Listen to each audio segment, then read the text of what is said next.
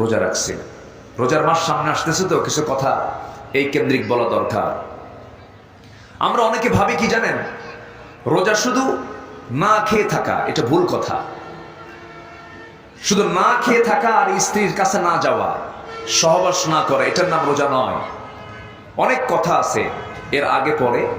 মারিয়ামকে টানলাম মিন ক্বাবলিকুম, আগের যুগেও যে রোজা ফরজ ছিল, এই জন্য আমি এই আয়াতের ব্যাখ্যা আমি একটা মারিয়ামের দিকে চলে গেলাম।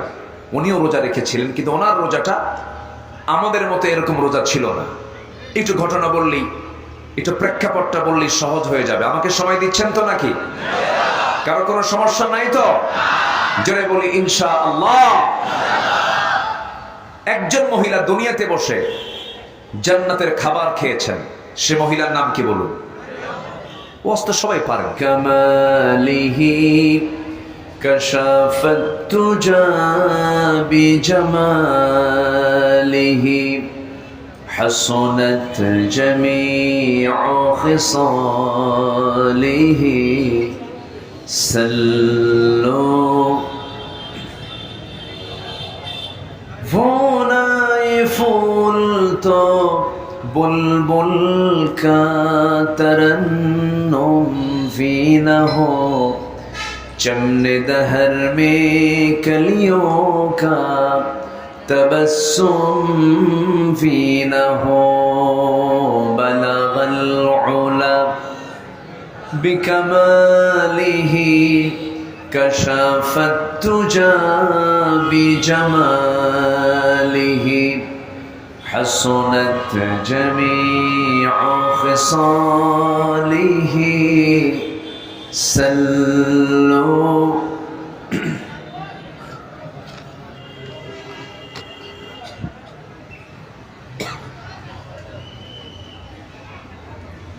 যমুনার তীরবর্তী অঞ্চল, প্রাকৃতিক সৌন্দর্যের অপরূপ লীলাভূমি, সিরাজগঞ্জ জেলার উল্লাপাড়া উপজেলার ইসলামপুর খাদিজাতুল কুবরা আল হেরা হাফিজে মহিলা মাদ্রাসা এবং অত্র এলাকার যুব সমাজ কর্তৃক আয়োজিত ২৭তম বার্ষিকী তাফসীরুল কোরআন মাহফিল ২০২৫ মহৎ আয়োজনের সম্মানিত সুযোগ্য সভাপতি জনাব আশরাফুল আলম মুত্তালেব, আজকের মাহফিলের বরেণ্য প্রধান অতিথি, দক্ষিণ এশিয়ার বৃহত্তম ইসলামী সংগঠন বাংলাদেশ জামাত ইসলামীর কেন্দ্রীয় সহকারী সেক্রেটারি জেনারেল, রাজশাহী ইউনিভার্সিটির নির্বাচিত সিনেট সদস্য, এদেশের স্বতন্ত্র ইসলামী সংগঠন ছাত্র সংগঠন বাংলাদেশ ইসলামী ছাত্র শিবিরের সফল সাবেক কেন্দ্রীয় সভাপতি, জননেতা, এলাকার কৃতি সন্তান আলহাজ মাওলানা রফিকুল ইসলাম খান, আজকের মাহফিলের বরেণ্য অতিথি, বাংলাদেশ জামাত ইসলামী উল্লাপাড়া উপজেলা শাখার সম্মানিত আমির জনাব অধ্যাপক শাহজাহান আলী, উপস্থিত হাজারাত উলামায়ে কেরাম, ফদলাইজাম, সুশীল সমাজ, জাতির শ্রেষ্ঠ সন্তান শিক্ষক মণ্ডলী, জাতির বিবেক সাংবাদিক বৃন্দ, সামনে উপস্থিত দূরে কাছের বিভিন্ন স্থান থেকে ছুটে আসা কালেমার ঝান্ডাবাহী, তাওহীদের পতাকাবাহী, দ্বীন ইসলামের নরসারদুল বীর মুজাহিদ সম্মানিত ভাইরা, আড়ালে বসে আছেন শ্রদ্ধেয়া সম্মানিতা মা বোনেরা, আলোচনার সূচনায় আনুষ্ঠানিকতার মধ্য দিয়ে আমার পক্ষ থেকে আবারও দিল খোলা সালাম, আসসালামু আলাইকুম ওয়া রাহমাতুল্লাহি ওয়া বারাকাতুহু।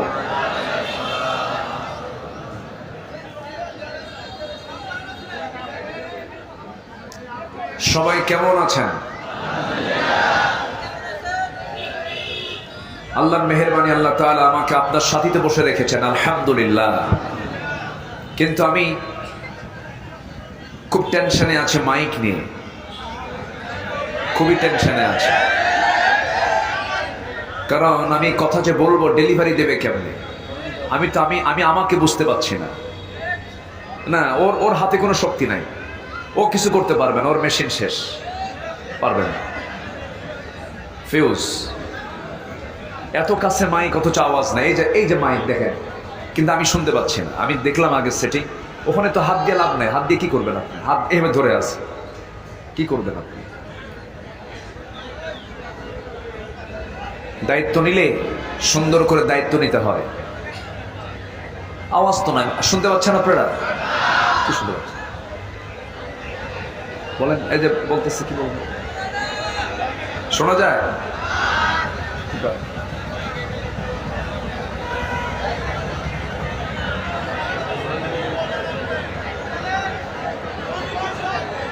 আচ্ছা, আমার দিকে তাকান। এখন আপনার কানটাকে একটু বেশি কাজে লাগাতে হবে। খুব দুর্বল যাদের কান, তারা বুঝবে না। আমি একটু চেক করবো যে হ্যাঁ, আজকে কান কার ভালো আছে। তো একটু মেহরবানি করে কষ্ট করেন।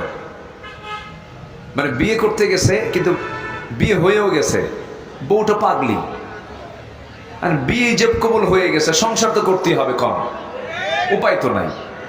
এখন যেহেতু মেশিন নিয়ে আসছেন, এই মাইক নিয়ে আসছেন, এখন তার কিচ্ছু করার নাই। এটি বেড়ে পিটে যাই হয় হোক, আমরা মাহফিলটা একটু কষ্ট করে কাভার দেই। তাদেরকেও ধমক দেওয়ার কোনো দরকার নাই। এগুলো ম্যানেজমেন্ট যারা দেখেন, তাদের একটু খেয়াল করা উচিত যে সাউন্ড সিস্টেম কি হলো, কি অবস্থা হলো। মাহফিলের মূল প্রাণ হচ্ছে, হার্ট অফ মাহফিল মাইক। মাহফিলের প্রাণ হচ্ছে মাইক। এটা আমি কেমনে সাপ্লাই দেবো বলেন? এতগুলো মানুষের সামনে আমাকে সাপ্লাই দেবে হচ্ছে মাইক। তো যাই হোক, মহান রব্বে কারীমের অশেষ শুকরিয়া, আমরা কোরআন শোনার জন্য একত্রিত হতে পেরেছি। বলি আলহামদুলিল্লাহ। চিৎকার মেরে বলছে আল্লাহুম্মা আইন্নি আলা যিকরিকা ওয়া শুকরিকা ওয়া হুসনি ইবাদাতিকা। সবাই বলি আল্লাহুম্মা লাকা আসলামতু ওয়া বিকা আমানতু ওয়া আলাইকা তাওয়াক্কালতু ওয়া ইলাইকা আনাবতু ওয়া বিকা খাসামতু ওয়া বিকা খাসামতু। আমরা আল্লাহ তাআলার শুকর আদায় করে নিলাম। সম্মানিত ভাইয়েরা, আসুন আমরা ধীরে ধীরে আলোচনার দিকে যাব। এই যে ভাইয়েরা, এই এখন আর এগুলোর দরকার নাই। যে যেখানে আছে থাকুক, কথা বলা যাবে না। আমি লক্ষ্য করছি ভলেন্টিয়াররাই কথা বলতেছে। মানে যে সরিষাতে ভূত তাড়াবেন, সরিষার মধ্যেই ভূত ঢুকে আছে। কোনো কথা বলার দরকার নেই, সবাই চুপচাপ থাকেন। তো যে যেখানে আছেন, দাঁড়িয়ে আছেন, থাকেন। যে যেখানে আছেন, এখানে আপনি চাপাবেন কোথায়? আর সুযোগ নেই। যে যেখানে আছেন, আমরা কিসের সম্মানে বসে থাকবো বলেন? আমরা এখানে বসে আছি কিসের সম্মানে? আমরা এখন সবাই কিসের ছাত্র বলেন? কিসের ছাত্র আমরা? কোরআনের ছাত্র যারা হবে, তারা কি বিশৃঙ্খল হবে না সুশৃঙ্খল হবে? একদম ঠান্ডা মাথায় যিনি যেখানে আছেন সেখানে বসে থাকুন। আমি আমার আলোচনার মূল পর্বের দিকে আস্তে আস্তে চলে যাচ্ছি। কিন্তু আমাকে একটু কমিটি বললেন, হুজুর আপনি বললে কেউ বিরক্ত হবে না, কিন্তু আমরা বললে খবর আছে। কি? কিন্তু আপনি যদি একটু বলে দিতেন, একটা মাদ্রাসার প্রোগ্রাম যুব সমাজের আয়োজনটা করেছে, তো আপনার একটা লাইন মুখের কথায় যদি আমাদের একটু উপকার হতো। এদেশের মসজিদ মাদ্রাসাগুলো তো জনগণের টাকায় চলে। তো যদি একটু আপনাদের কাছে যদি প্রথমেই দুটো মিনিট যদি একটু চাদর দেওয়া হয়, ব্যাগ দেওয়া হয়, আমি লজ্জা ছেড়ে দিয়ে চাইলাম, আপনি কি দেওয়াটা সম্মান রক্ষা করে আপনি কি দিবেন না ইনশাআল্লাহ? যে একটু ব্যাগ যাচ্ছে, চাদর যাচ্ছে, যে যা পারি 2 মিনিট আমরা যে যা পারি আমরা দেওয়ার চেষ্টা করব। জোরে বলি ইনশাআল্লাহ। জিকির করি লা ইলাহা। এই ফুলটা সরাই দেন, মানুষ দেখতে পাচ্ছে না। হ্যাঁ জি, ব্যাগ নিয়ে চাদর নিচে নেমে যান, যে যা পারেন আমরা সবাই দেব ইনশাআল্লাহ। আল্লাহ তুমি সবাইকে দিল থেকে দেওয়ার তৌফিক দিয়ে দাও। জিকির করে লা ইলাহা, আরো জোরে লা ইলাহা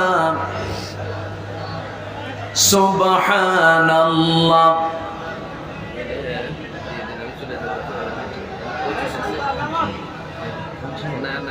ও আচ্ছা আচ্ছা,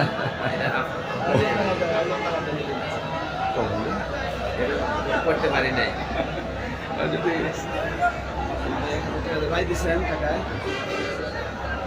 আচ্ছা আচ্ছা আচ্ছা ঠিক আছে। আমরা কথা না বলি, আমরা কথা না বলি, আমাদের কাজ হচ্ছে হাতের। যদি কথাও বলেন তাহলে মাহফিল থাকবে না, এটা হয়ে যাবে বাজার। প্রোগ্রাম চলছে তো ইউনিয়ন সভাপতিতে আছি। একটু মেহেরবানি করে সবাই হস্ত প্রসার করবেন। শাবান মাস দানের মাস, আমরা কম বেশি যে যা পারি আমরা দেওয়ার চেষ্টা করবো। জোরে বলি ইনশাআল্লাহ। আল্লাহ কবুল করো, জোরে বলি আমিন। যে জিকির করে সুবহানাল্লাহ আলহামদুলিল্লাহ, আর জোরে লা ইলাহা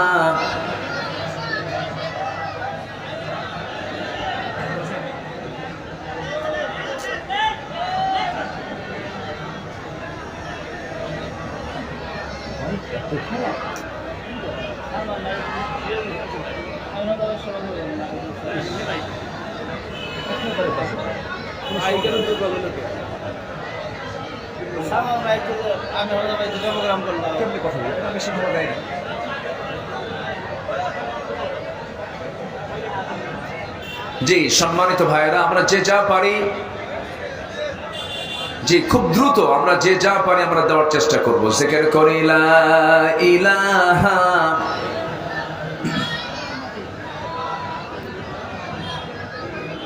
মনিটর দাও না, বক্স টক্স দাও না।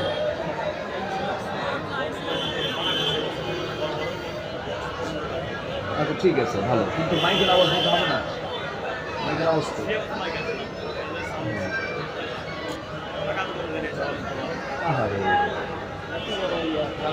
কি করছিল, আওয়াজ তো না, আমার শুনতে পাচ্ছি না। হ্যাঁ কই, তুমি শুনতে পাচ্ছ? কই শোনা যায়? কই কই শোনা যাচ্ছে?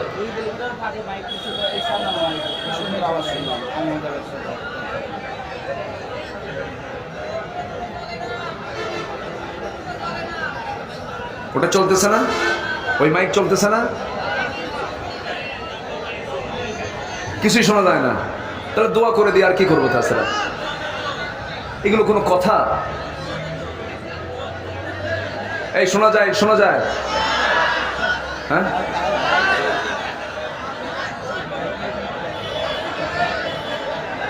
ইস অবস্থা, কি করলো, কি করলো, করলোটা কি হলো? আমাদের ইমেজ নষ্ট হয়ে যাবে, আমাদের যে শোনা, আমাদের যে পারফরমেন্স, এই নষ্ট হয় না? কত বড় একটা জিনিস।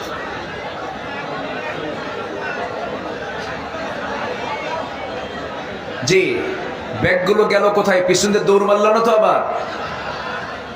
তাড়াতাড়ি জি আসো। এখন আমরা একটু কষ্ট করে শুনি, যতটুকু আমরা শুনতে পাই একটু কষ্ট করে বসি। আমরা মূল আলোচনার দিকে চলে যাচ্ছি। একটু আমার দিকে তাকান। এই জায়গায় কথা বলবে কয়জন ব্যক্তি বলেন তো? মসজিদে কথা বলে কয়জন? বাজারে কথা বলে সবাই। বাজারে কথা বলে কি? সবাই। আর মাহফিলে কথা বলবে কয়জন? একজন। যদি কেউ কথা বলেন, এটি কি কোরআনের সঙ্গে কি শৃঙ্খলা হবে? না। একটু মেহেরবানি করে সবাই একটু চুপচাপ থাকি। আমরা যতটুকু আল্লাহ পাক শোনাবেন ততটুকুই তো আমরা শুনবো। এগুলো সব আল্লাহর ফয়সালা। যাই হোক, আসুন আমরা আলোচনার দিকে চলে যাচ্ছি। আমরা খুব অল্প সময়ের ভিতরেই, মাত্র কয়েকদিন বাদ আছে, আমরা রমজানকে সামনে পেয়ে যাচ্ছি।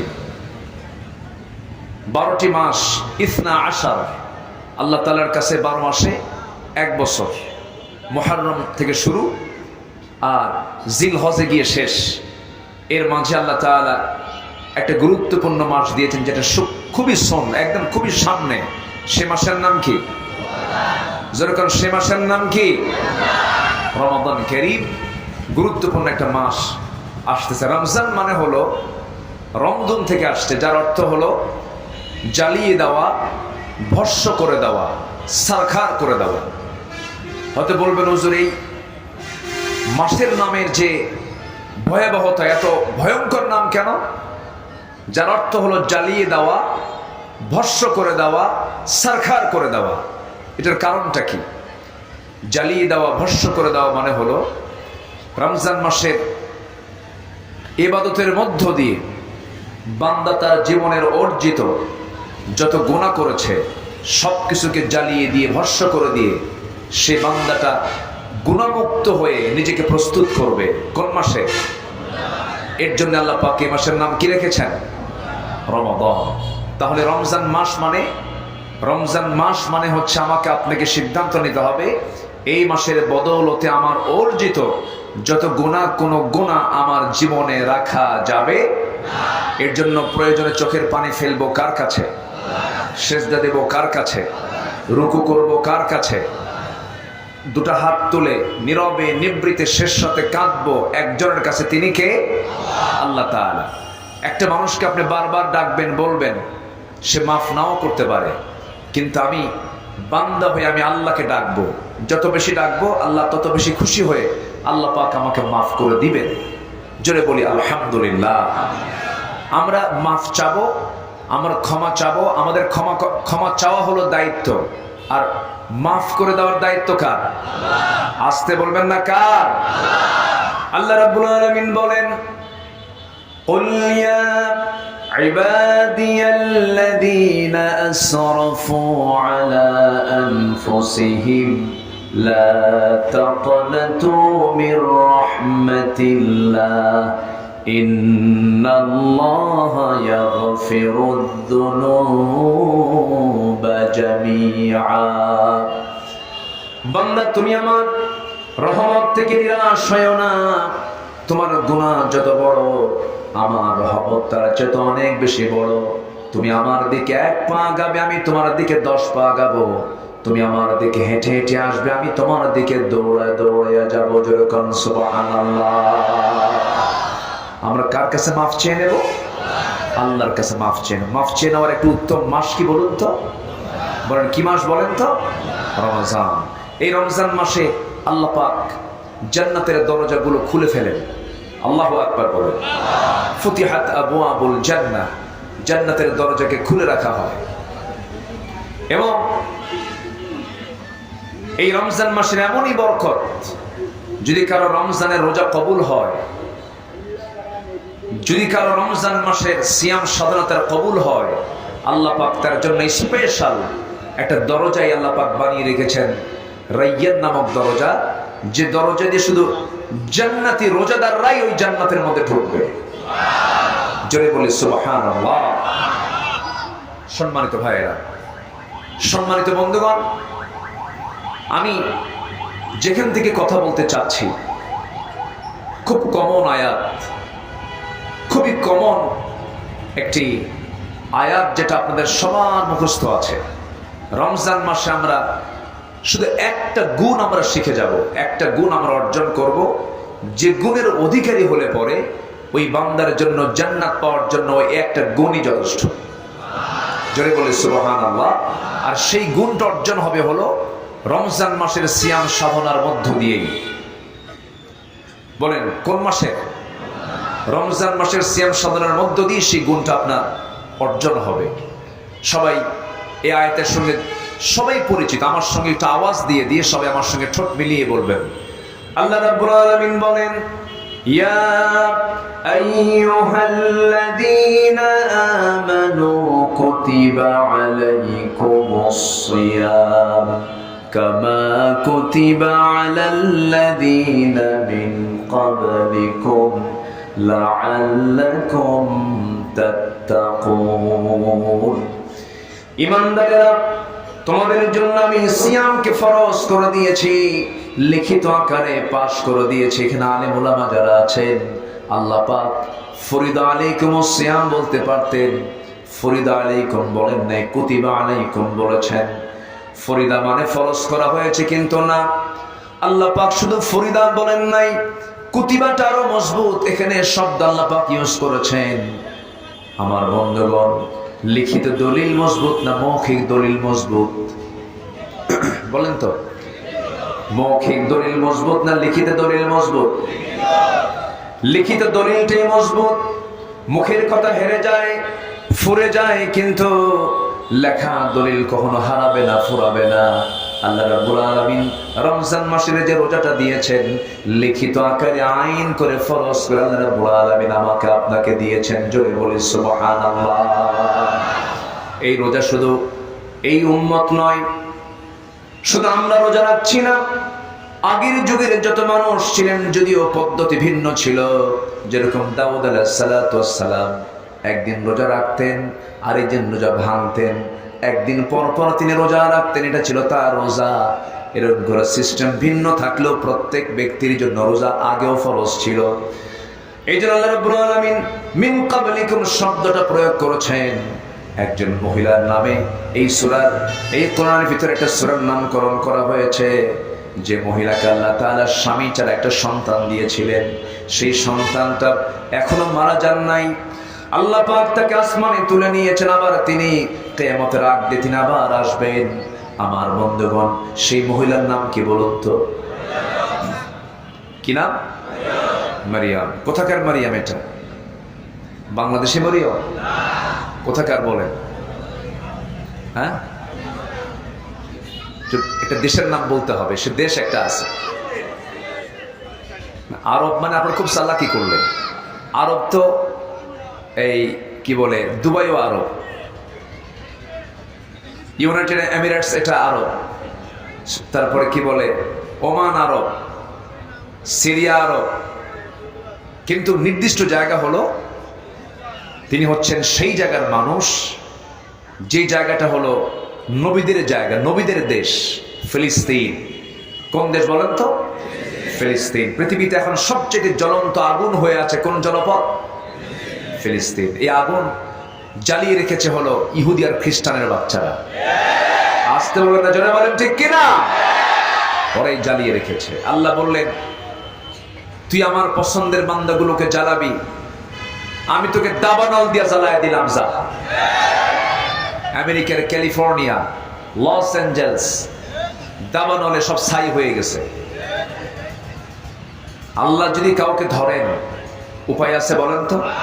উপায় নাই। সেই ফিলিস্তিনের নাগরিক ছিলেন মারিয়াম আলাইহিস সালাতু ওয়াস সালাম।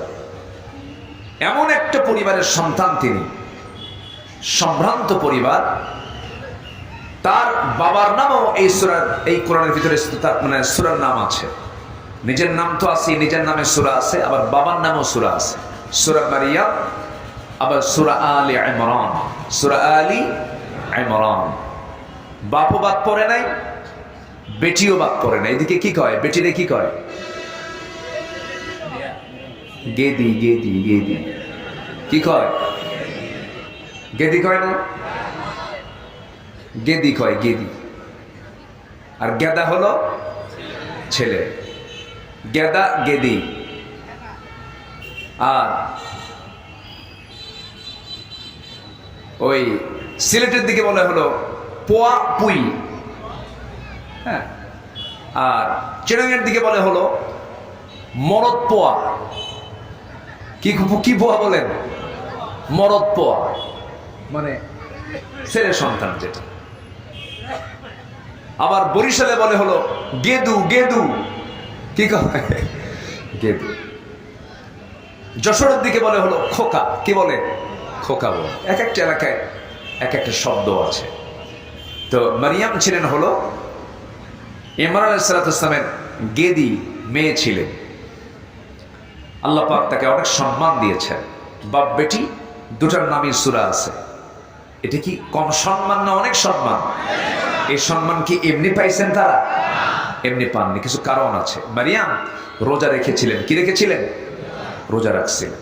রোজার মাস সামনে আসতেছে তো কিছু কথা এই কেন্দ্রিক বলা দরকার। আমরা অনেকে ভাবি কি জানেন, রোজা শুধু না খেয়ে থাকা, এটা ভুল কথা। শুধু না খেয়ে থাকা আর স্ত্রীর কাছে না যাওয়া, সহবাস না করা, এটার নাম রোজা নয়। অনেক কথা আছে এর আগে পরে। মারিয়ামকে টানলাম, মিন ক্বাবলিকুম, আগের যুগেও যে রোজা ফরজ ছিল, এই জন্য আমি এই আয়াতের ব্যাখ্যা আমি একটু মারিয়ামের দিকে চলে গেলাম।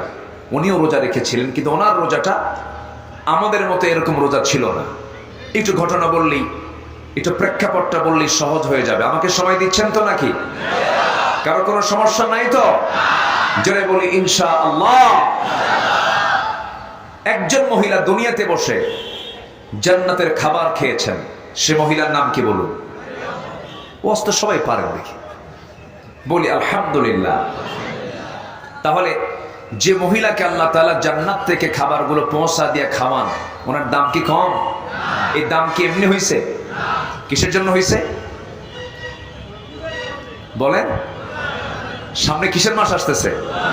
রোজা রাখার কারণে একটা কারণ, আরেকটা কারণ কি? রোজা। আমার ভাইয়েরা, মারিয়াম আলাইহিস সালাতু ওয়াস সালাম, আল্লাহ রাব্বুল আলামিন তাকে এমন একটা সম্ভ্রান্ত পরিবারে জন্ম দিলেন। তার থাকার জায়গা হলো বাইতুল মুকাদ্দাসের পাশে। বাইতুল মুকাদ্দাসের পাশে তাকে থাকার জন্য অর্ডার দেওয়া হলো এবং তার দায়িত্ব দেওয়া হলো তার আপন খালু জাকারিয়া আলাইহিস সালাতু ওয়াস সালামকে। কি নাম? জাকারিয়া আলাইহিস সালাতু ওয়াস সালামকে দায়িত্ব দিয়ে বলা হলো তুমি তাকে দেখবে, তার খাবারগুলো জোগান দেবে। প্রতিদিন তার খাবার সামনে হাজির করে দিয়ে চলে আসেন, আবার রুমটা তালা মেরে দিয়ে চলে আসেন। কিন্তু আল্লাহ রাব্বুল আলামিন পরপর 3টা দিন 3টা রাত জাকারিয়া আলাইহিস সালাতু ওয়াস সালামের স্মৃতি থেকে মারিয়ামের নামটা ভুলাইয়া দিয়েছেন। 3 দিন তার কাছে যান নাই, খাবার পৌঁছান নাই। বলুন তো 3 দিন 3 রাত যদি কোনো পানি খাবার যদি না যায়, বলুন তো শুধু বিপদ না বড় বিপদ? বড় বিপদ। 3 দিন 3 রাত তিনি যেতে পারেন নাই। হঠাৎ 3 দিন পরে তার মনে হয়ে গেছে জাকারিয়া আলাইহিস সালাতু ওয়াস সালাম 3 দিন পরে তালাটা খুলে দরজার মধ্যে দিয়ে ঢুকলেন। ঘরের মধ্যে ঢুকেই মারিয়াম আলাইহিস সালাতু ওয়াস সালামকে দেখে তার সামনের দিকে তাকায় লক্ষ্য করে দেখেন মারিয়াম বসে আছেন। তার সামনে অসময়কালীন ফলমূলগুলো সামনে কে যেন সুন্দর করে সাজায় রেখেছে। জাকারিয়া আলাইহিস সালাতু ওয়াস সালাম বললেন, আন্না লাকি হাদা ইয়া মারিয়াম, হে মারিয়াম তোমার সামনে এই সাজানো ফলমূলগুলো কে তোমাকে দিয়ে গেল? আমি তো 3 দিন 3 রাত আসি নাই। সঙ্গে সঙ্গে তিনি বলছেন, উত্তর দিচ্ছেন, কোরআন বলতেছে ক্বালাত হুয়া মিন ইনদিল্লাহ ইন্নাল্লাহা ইয়ারযুকু মান ইয়াশাউ বিগাইরি হিসাব। ও আমার খালু, আপনি 3 দিন 3 রাত আসেন নাই, কিন্তু আমার আল্লাহ তাআলা আমাকে না খেয়ে রাখেন নাই। আল্লাহ তাআলা জান্নাত থেকে এই সমস্ত খাবারগুলো আমার জন্য পৌঁছায় দিয়েছে। জান্নাত থেকে পৌঁছায় দিয়েছে আল্লাহ রাব্বুল আলামিন। খুব সম্মান দিয়েছেন এই নারীকে। এক পর্যায়ে সিদ্ধান্ত চূড়ান্ত হলো, তাকে ওহী মারফত জানিয়ে দেওয়া হলো, মারিয়াম আল্লাহ পাক তোমাকে সন্তানের মা বানাবেন। তিনি এখন প্রশ্ন করলেন, কেমন করে সম্ভব? লাম ইয়ামসাসনি বাশার, কোন পুরুষ তোমাকে স্পর্শ করে নাই। পুরুষের স্পর্শ ছাড়া কি সন্তান সম্ভব? না। এটা কেমনে সম্ভব? হবে না তো। সঙ্গে সঙ্গে আল্লাহ রাব্বুল আলামিন জানিয়ে দিলেন, ও মারিয়াম তুমি টেনশন করো না, এটা আল্লাহর সিদ্ধান্ত, তোমাকে স্বামী ছাড়া সন্তান দিয়ে দিবে। আল্লাহ তাআলার সিদ্ধান্ত যদি চূড়ান্ত হয়, এটা অসম্ভব না সম্ভব? এটাই সম্ভব। ইন্না মাসালা ঈসা কামাসালি আদম, আল্লাহ তাআলা নিজে বলছেন ঈসার দৃষ্টান্ত হলো আদমের মতো। আদম আলাইহিস সালামের বাবার পরিচয় নাই, ঈসা আলাইহিস সালামের বাবার পরিচয় নাই। এটা কে করে দিয়েছেন? কিন্তু এই জায়গায় খ্রিস্টানরা এসে প্যাঁচ লাগায় দিচ্ছে। যারা নাসারা তারা বলল এখানে একটা প্যাঁচ আছে, ওরা একটা নতুন ওয়াজ শুরু করলো। তারা কি নতুন ওয়াজ দিল? তারা বলল ওয়াকালাতিল ইয়াহুদু উযাইরুন ইবনুল্লাহি ওয়াকালাতিন নাসারাল মাসীহু ইবনুল্লাহ। ইহুদিরা বলল উযাইর হলো আল্লাহর ছেলে, উযাইর হলো আল্লাহর বেটা। যেরকম নাউযুবিল্লাহ। আল্লাহর কি বেটা আছে? আল্লাহর কি বেটি আছে? গেদে গেদি থাকতে পারে? নাসারা যারা খ্রিস্টান যারা তারা বলল ঈসা হলো আল্লাহর ছেলে, মারিয়াম হলো আল্লাহর বউ। দেখেন ওরা অ্যাডভান্স আগায় দিয়ে আল্লাহর উপরে তারা একটা অপবাদ চাপায়া দিল। এরকম করে যখন বলতে লাগলো, আমার বন্ধুগণ, এই জাতীয় চিন্তা যদি কোনো ব্যক্তির মাথায় চলে আসে, সে কি ঈমানদার না মুশরিক? ঈমানদার না মুশরিক? মুশরিক। মুশরিকরা কি কখনো জান্নাত পাবে নাকি? আর মুশরিকদের তৈরি করা বিধান যারা মানবে তারাও কি জান্নাত পাবে নাকি? আমার দেশে এখন চলছে ঈমানদারদের আইন না মুশরিকদের আইন? আমার দেশে চলছে আল্লাহর আইন না মুশরিকদের আইন? মুশরিকদের আইন মানা কিছু মুসলমান আছে না নাই? আসতে বলবেন না আছে না নাই? লেখেন থেকে প্রমাণ হলো আমার দেশে কিছু নামাজি কাফের আছে, আমার দেশে কিছু নামাজি মুশরিক আছে, আমার দেশে কিছু নামাজি মুনাফিক আছে, যারা ঠিকই নামাজ পড়ে কিন্তু আল্লাহর তৈরি করা বিধানকে বিশ্বাস করে না, মানুষের তৈরি করা বিধানকে বিশ্বাস করে। এই জাতীয় চেতনায় যারা বিশ্বাসী, আল্লাহর ভাষায় তাদেরকে আল্লাহ পাক বলছেন এরাই হলো কাফের, এরাই হলো মুশরিক, এরাই হলো জালিম। ওমান লাম ইয়াহকুম বিমা আনজালাল্লাহ ফাউলাইকুমুল কাফিরুন যালিমুন মুশরিকুন। এই ফতোয়াগুলো মোল্লার না আল্লাহর? আল্লাহ। একটু পরে আসতেছে, আমি এই বিষয়ে কিছু কথা বলবো। আমি তো সম্মানিত ভাইয়েরা, মারিয়াম আলাইহিস সালাতু ওয়াস সালাম বলেন আল্লাহ, এটা কেমনে সম্ভব? অসম্ভবকে সম্ভব কে করতে পারেন? আল্লাহ করতে পারেন। তাফসীরে আসছে মারিয়াম আলাইহিস সালাতু ওয়াস সালাম হাম্মাম খানায় ঢুকেছেন, গোসল শুরু করবেন, এমন সময় ফেরেশতা চলে আসলেন। ফেরেশতা এসে তার মুখটা ফাঁকা করলেন, মুখ গহ্বরটা ফাঁকা করা হলো, মুখের মধ্যে ফুৎকার দেওয়া হলো। আর একটা তাফসীর আসছে জামার আস্তিনটা টান মেরে বক্ষের দিকে একটা ফুৎকার মারা হলো, সঙ্গে সঙ্গে মিন্স বন্ধ হলো, ঋতুস্রাবটা থেমে গেল, বন্ধ হয়ে গেল, বাচ্চা পেটে চলে আসলো। যখন 4 মাস 5 মাস বয়স হয়ে গেল, তার বাহ্যিক সিমটম প্রকাশ পেয়ে গেল। সবাই বলা বলি করলো, তোমরা কি জানো মারিয়ামের পেটে সন্তান চলে আসছে? বিশাল বড় ঘটনা হয়ে গেল, জাতীয় ইস্যু হয়ে গেল। শেষ পর্যন্ত সবাই মিলে জাকারিয়া আলাইহিস সালাতু ওয়াস সালামকে তারা টার্গেট করে ফেললো, কারণ এই মহিলার সেবার জন্য একজন ব্যক্তিকে আমরা নির্ধারণ করেছিলাম, সে হচ্ছে জাকারিয়া। সে প্রত্যেকদিন তার ঘরে যাওয়া আসা করত। এই অপকর্মের পিছনেই, জেনার পিছনে সবচেয়ে বড় দায়ী হলো জাকারিয়া। আল্লাহর নবীকে পর্যন্ত তারা দোষ দিয়ে দিল। জাকারিয়া আলাইহিস সালাতু ওয়াস সালাম সঙ্গে সঙ্গে বলে ফেলেন, আল্লাহর কসম করে বলি, আমি যে জেনার সঙ্গে সম্পৃক্ত নই। আল্লাহর পয়গম্বর কি জেনার সঙ্গে সম্পৃক্ত থাকতে পারেন নাকি? শেষ পর্যন্ত আল্লাহর পয়গম্বর জাকারিয়া আলাইহিস সালাতু ওয়াস সালামকে জেনার মামলায় অভিযুক্ত করে তাকে করাত দিয়ে চিরে 2 টুকরা করে শহীদ করে দেওয়া হলো।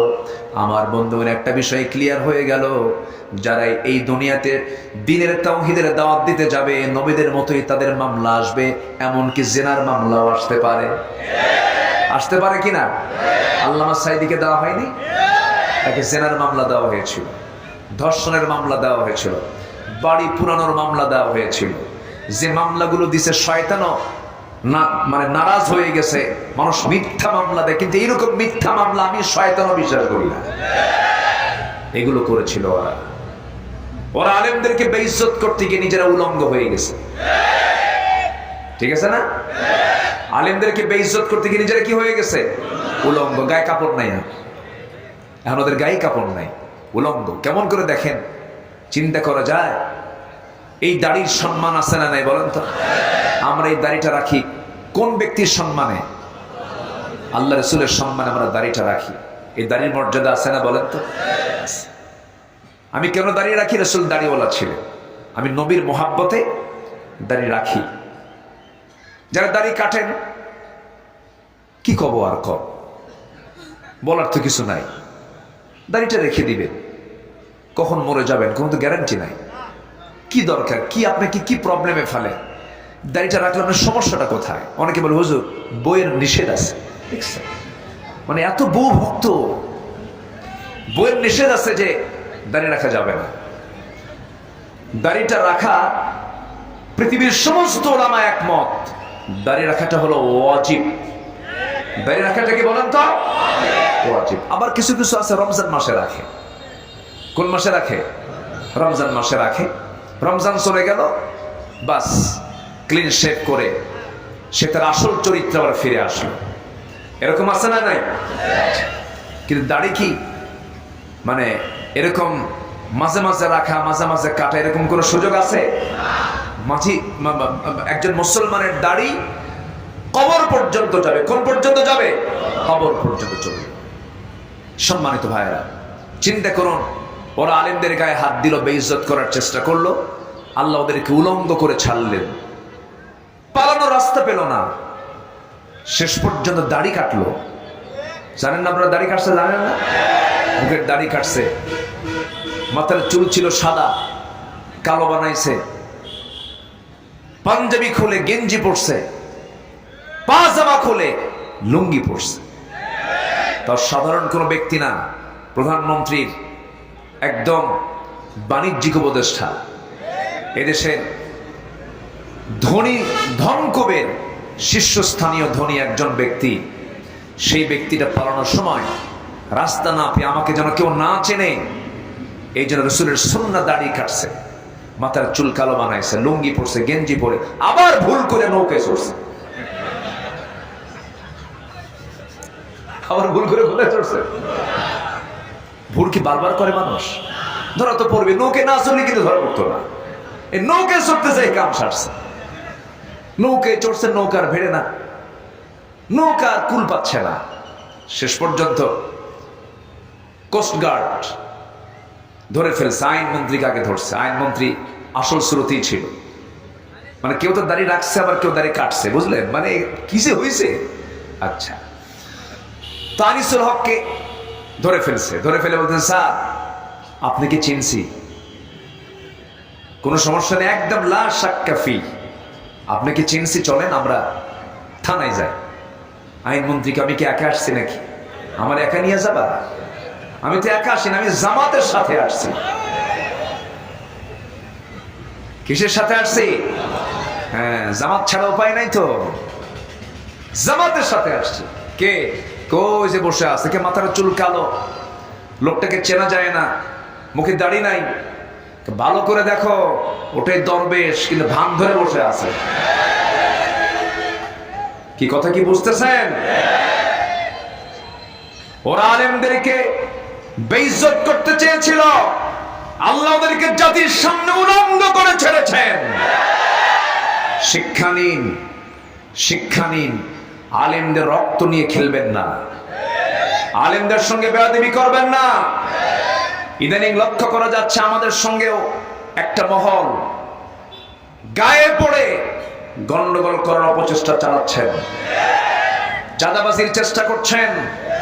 একজন তো পালাতে নিয়ে ভাঙ্গা হেলিকপ্টার পাইছিল, সেই যদি একই পন্থা অবলম্বন করে চাঁদাবাজি, রাহাজানি, ডাকাতি এগুলো যদি করেন, ভাঙ্গা হেলিকপ্টার পালানোর জন্য পাবেন না।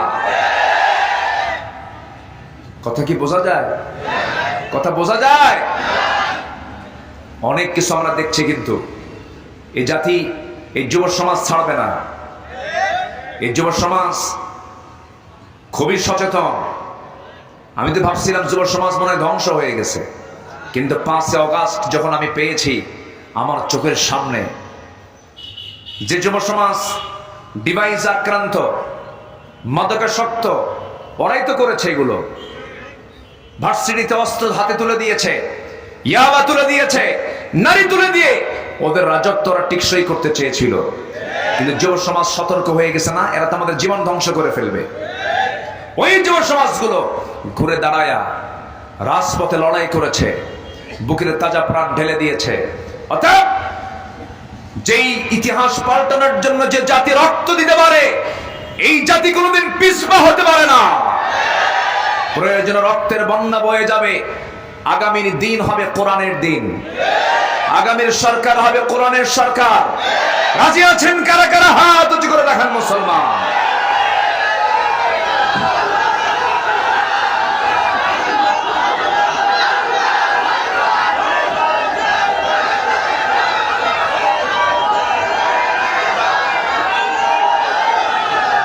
হাত নামা।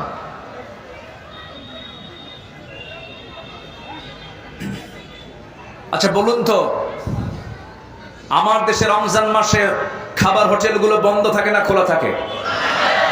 খোলা রাখা জায়েজ? খোলা রাখে কারা? হিন্দু ভাইরা খোলা রাখে? কারা খোলা রাখে? হোটেলের সামনে লেখা থাকে ভিতরে পর্দার নিয়মে খাওয়ানো হয়।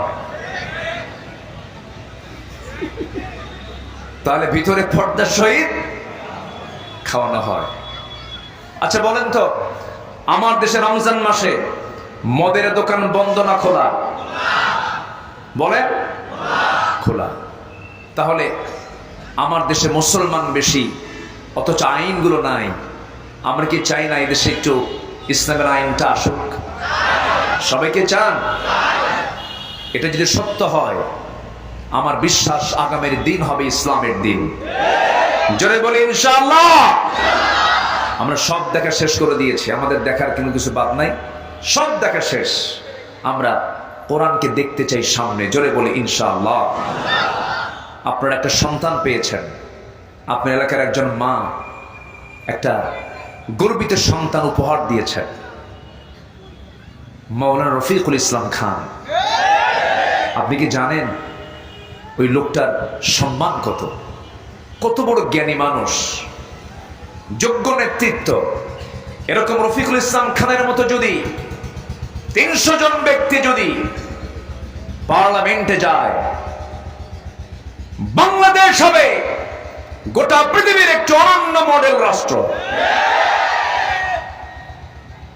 কিন্তু দুঃখ হলো কি জানেন, এই জাতির মধ্যে কিছু সমস্যা আছে। ভালো মানুষ নেতৃত্বে আসলে বলে, আপনি এখানে আসছেন কেন? আপনি এত ভালো মানুষ, আপনি এখানে আসছেন কেন? এরকম বলার লোক আছে না নাই? এই কথাগুলো বলবেন না। মসজিদের ইমাম যদি বিড়ি খায় মানবেন? মানবেন? সমাজের ইমাম যদি বিড়ি খায়? সমাজের ইমামরা গাঁজা খেয়ে বসে আছে।